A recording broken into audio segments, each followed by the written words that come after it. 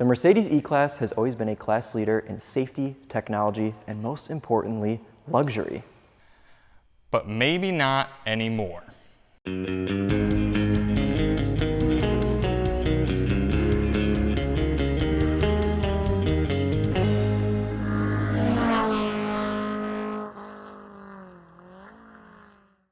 Hey everybody, it's Charlie and Chris from Daily Motor, and welcome to Car Court, where all cars are bad until proven good. Today's defendant, the Mercedes-Benz E-Class. But first, a wrap-up of last week's Car Court, the Honda Ridgeline. Now, you all agreed with me that it is indeed a good car truck. My honest opinion on that truck, it's a great truck. I really like it because it has that sweet spot where you can still use it every day and not jiggle around all the time like you're going over railroad tracks, excuse me.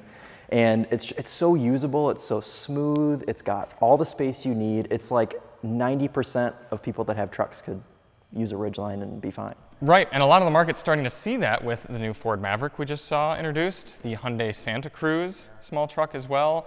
Colorado's back. We're just waiting on Stellantis now to release a new Dakota. That would be pretty sweet. Put the TRX package on it and send it. So this week, the Mercedes-Benz E-Class.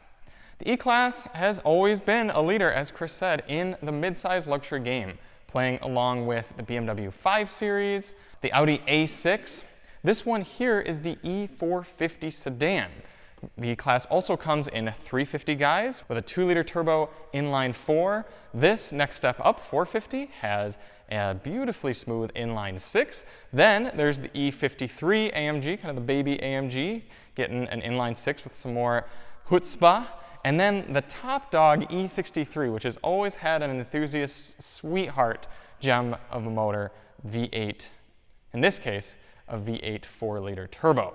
And it's almost rare in the market that it comes in 4 different body styles. This sedan, a coupe, a convertible, and some of our favorite, the wagon. And you can even get the top dog E63S in wagon form, which if the Car Court were on that, there wouldn't even be a point arguing. It would solely be a good car. But this is the E-Class in whole. Now, Chris, you and I have spent a good amount of time with this car this week. If you had to put an argument to it, is this a good car? Yes, it is a good car. Is it really? Yes. Okay, well, let's hear why. Right, so the Mercedes E450, I like to think of this one as a bit of a sweet spot because you have all of your luxuries inside, plus you're able to get that gorgeous 3-liter straight 6 turbo, 362 horsepower, as well as standard all-wheel drive. This car also has a mild hybrid system that helps with efficiency that was able to produce 38 mpg on Daily Motor's fuel economy test. But where the real magic is in the interior of this car. Mercedes has always been known for having gorgeous interiors, and this car does not fall short of that. On the inside, we have a stunning combination of leather and wood, all sort of mixed together through the dash, the door panels, the console, everywhere, just to have a nice luxury feel. Everything you touch feels very genuine, very well thought out, and holds up to the Mercedes name in quality. And also, if the E450 4MATIC isn't your taste, like Charlie said earlier, there's a huge range of models that you can pick from. Coupe, convertible, wagon, 4-cylinder, 6-cylinder, 8-cylinder. The E-Class is super configurable, and you can make it exactly to your taste. And once you choose your preferred configuration, once you're behind the wheel, you'll find that this car is so smooth in every aspect. The transmission, the ride, the steering, everything is so smooth and crisp. And it's just a very, very pleasurable driving experience, and it lives up to the Mercedes quality reputation. I suppose it's fitting that this car is painted blue, because I'm blue, because I'm sad about where the E-Class has fallen to. The E-Class was always such a great car for being, by and far, a leader in technology, in solid reliability, in innovation. There were people driving E-Class Mercedes from the 90s that have almost 1 million miles on them and just feel just as new as they did from when they rolled off the assembly line. This Mercedes is a huge departure. First off, listen to this.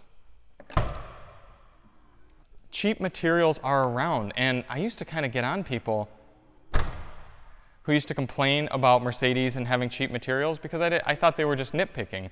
But really, you come around to open the door handle and you hear, this isn't metal, this isn't chrome, this is plastic, this is cheap. It feels flimsy, look at that. This is no longer a bank vault style hefty door that you close and hear a super solid thud. This is just pretty much what you get on a Hyundai Sonata. Moving back into the interior, the design, yeah, it's kind of neat, but it's also kind of cheesy.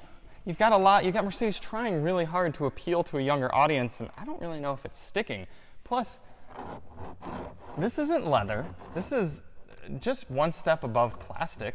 Very clearly, fake wood grain, cheap. And it'd be one thing if we were nitpicking for something that was a little bit of more of a bargain, a good deal, say the Genesis G80. But this starts in the high 60s, and this one, as configured, is about $70,000. There are a lot of options you're not getting. You can easily nickel and dime this car to well over $90,000. No massaging seats in here. Looking around, there's no cross-stitching. There's an embarrassing lack of good, solid leathers and good-feeling materials. It's sad that you can really tell Mercedes, even though they were one of the last ones to do it, they're starting to give up on the sedan game. You get into a Mercedes GL E-Class, the SUV, and that car feels nice and really well thought out and put together. I used to really like the E-Class, but it's getting harder and harder to support this when brands like Genesis are making such an elegant and standout and beautiful and good to drive G80 for much less of a price. And you've got players like Volvo coming up, that S90 that we had recently. Incredibly beautiful, just as refined, super smooth to drive, and with some better features than this Mercedes. And at a cheaper cost. Lastly, coming around to the front, every generation of E-Class seems to get more and more stale.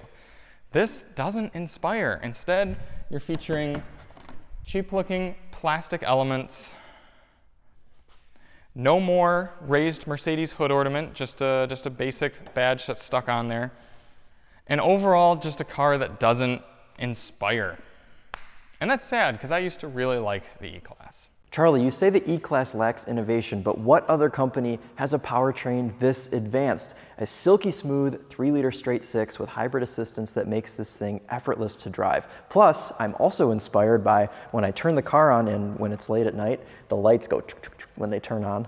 You know what I'm talking about? I have seen that, and Yeah. all I can think, every time I put my foot down and I see the little power indicator going back and forth when the lights come, I think of everything that's going to cost me money after 3 years, because they're just trying to doggy paddle their heads above water to innovate and make this thing relevant and stand out from the competition. It's all going to be pricey when it breaks. But when have luxury manufacturers ever thought ahead? You're right. Never it is always about in the first history owner. of cars. Right. The E-Class also has so many innovative safety features, such as the pink noise feature, where as soon as the car detects that you're going to have a crash, it'll play a note through the speakers that tightens your eardrums right before impact so you don't suffer hearing damage. Right, but if there's any brand that I'm gonna go to for safety, it's gonna be Volvo. It's not gonna be Mercedes.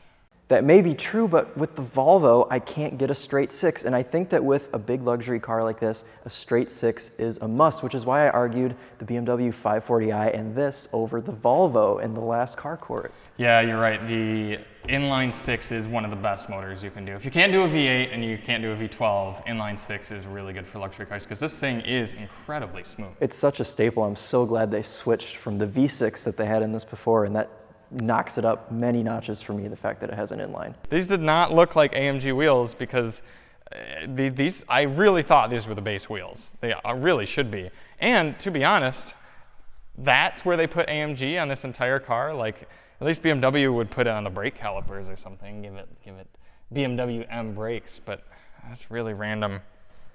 Well, Charlie, you have to think about ride comfort. I don't know what size these are, but this has a lot of sidewall.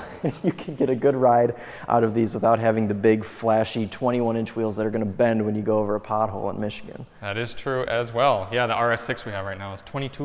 Whew. Yeah. Those are big wheels. Right. Yet one more thing that I always appreciated about the E-Class and Mercedes in general that they took away with this 2021 model is the steering wheel volume controls. And this sounds really subtle. I know I'm being kind of nitpicky, but this is a haptic touch thing. And when you're sitting in a garage like this, absolutely sweating, or in any sort of hot weather situation, your finger doesn't move very clean on that. They used to have a wonderful scroller knob, just like this one down here. Very nice clicks, very quality feel. They abandoned that. It's like they keep trying to find ways that the E-Class was good, and they can make it worse.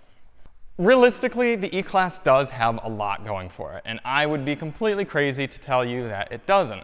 But what I'm saying is it's no longer a good car because there are other cars that can do better. When Car and Driver put out a comparison between this 2021 model and the Genesis G80, and they actually gave the win to the G80, I thought they were crazy. But after driving both of them, I really can see how the Mercedes E-Class is getting stale, and competitors they're coming for it. So what do you all think?